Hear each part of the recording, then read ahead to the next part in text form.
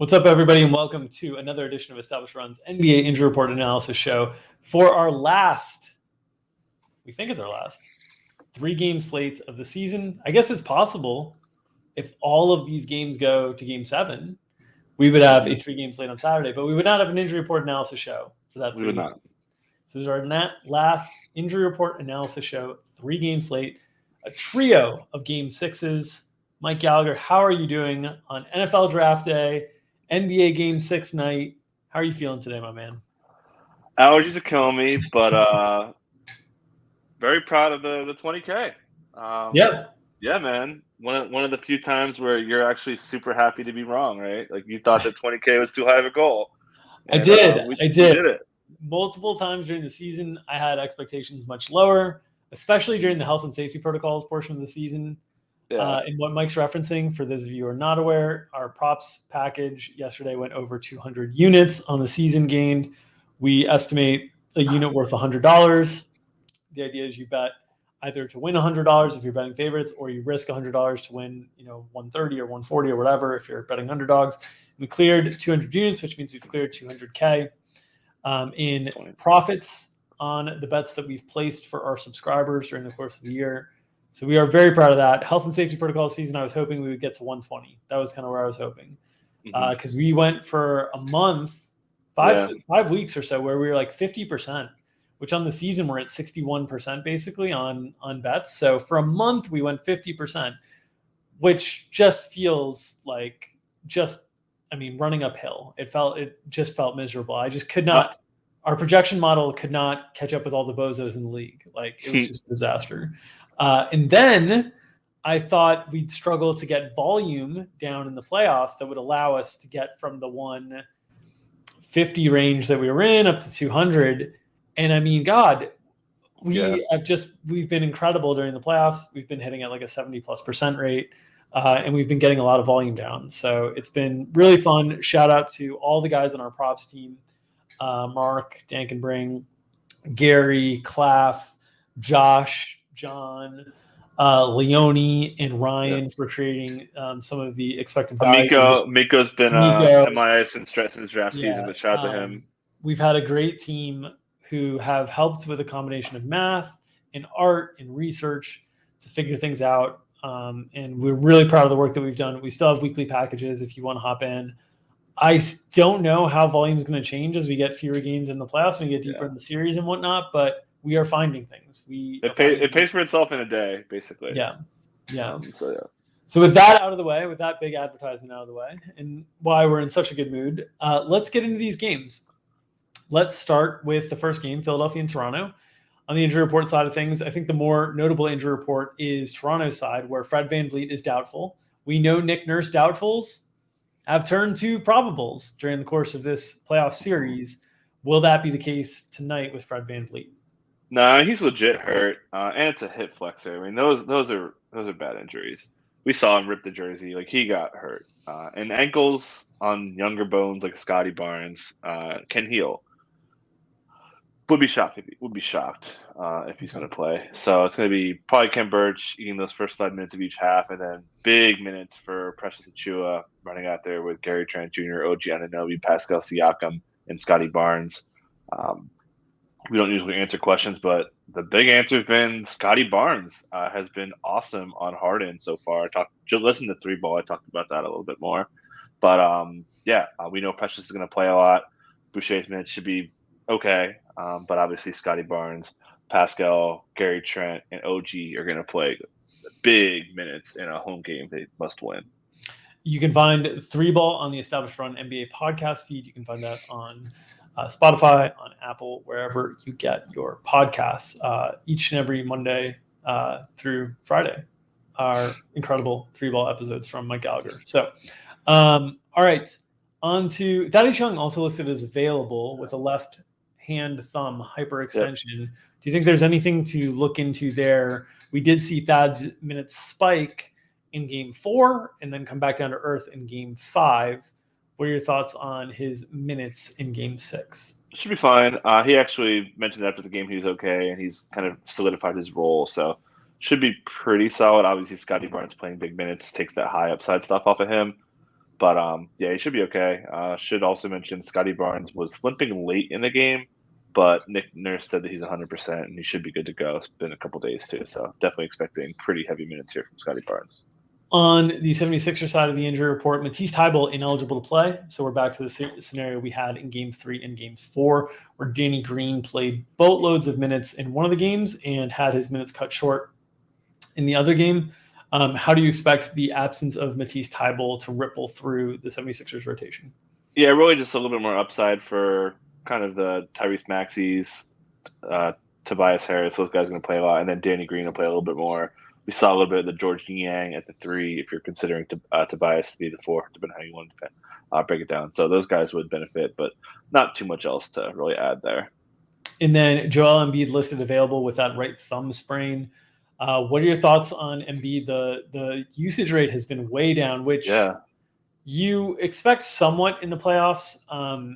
Something that happens in regular season is you play your secondary players more frequently. You don't play the stars all overlapping together as much. Mm-hmm. So the usage rates do condense in the playoffs a lot, but Embiid's gone from like a 37 usage rate in the regular season down to a 30 usage rate in the playoffs. Mm-hmm. That is a really big jump, in part because of what we just talked about with the lineups, in part because Toronto's throwing aggressive double teams at him quite a bit, and possibly in part due to this thumb issue as well. Embiid has said it's impacted him less on shooting and more on rebounding and passing.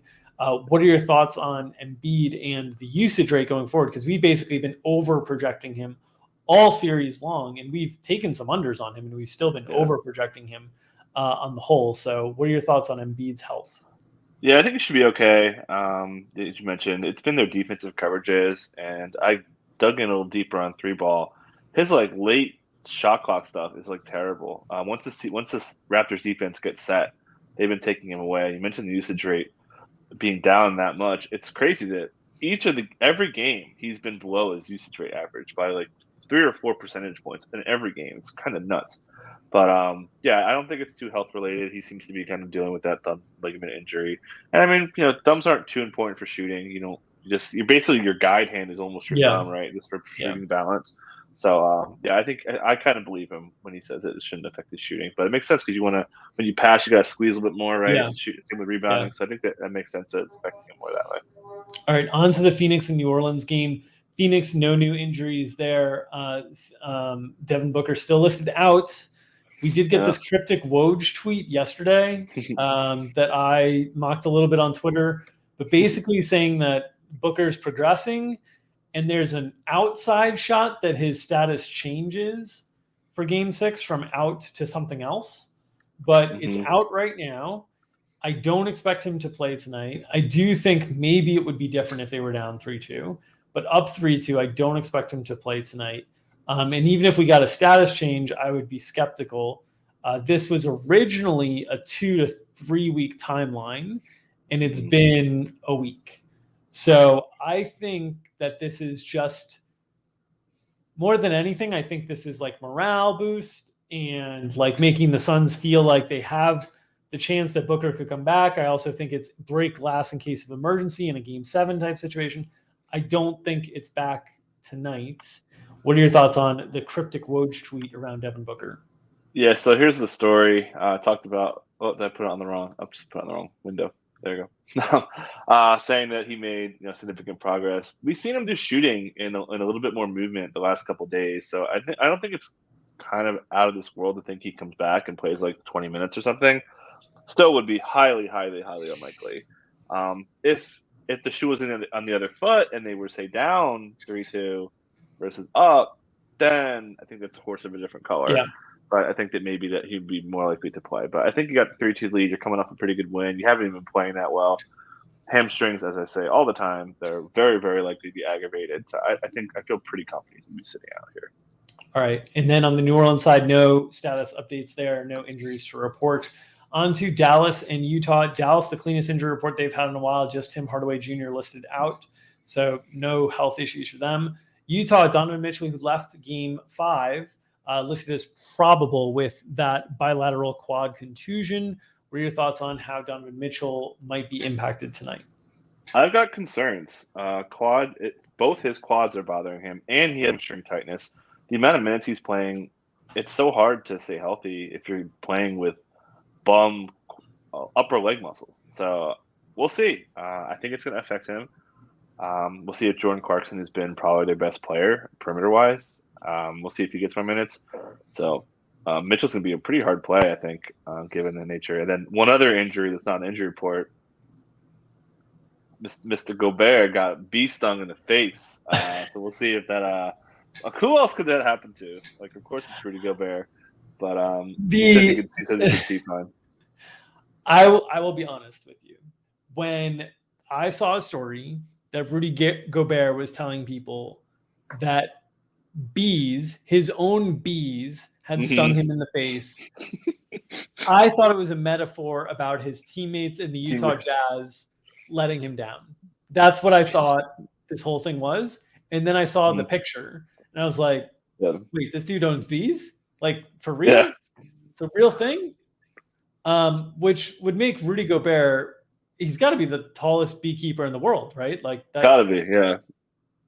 The whole thing is insane. But yeah, I mean, look, as I said on Twitter to a reply, we know it's the playoffs. We're not getting a Rudy Gobert A game, so we might as well get a Rudy Gobert B game. Oh, that's best good. that the Jazz can hope for.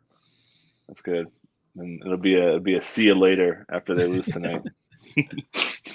Yeah, so I don't expect Gobert to be impacted at all. I don't know if his vision is impacted by that swelling, but whatever. I think his play is suggested that he could be vulnerable to losing minutes, and if he does, I don't think it's because of the bees.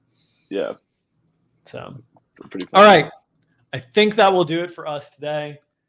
Mike, you are to be determined on an injury report show tomorrow with or without fan potentially. Yeah, I haven't asked him yet. Okay. We'll see how long 3 ball comes out to be. If I go like bananas, I probably won't. But if I keep it short, keep an eye on. But I'll talk to Fan.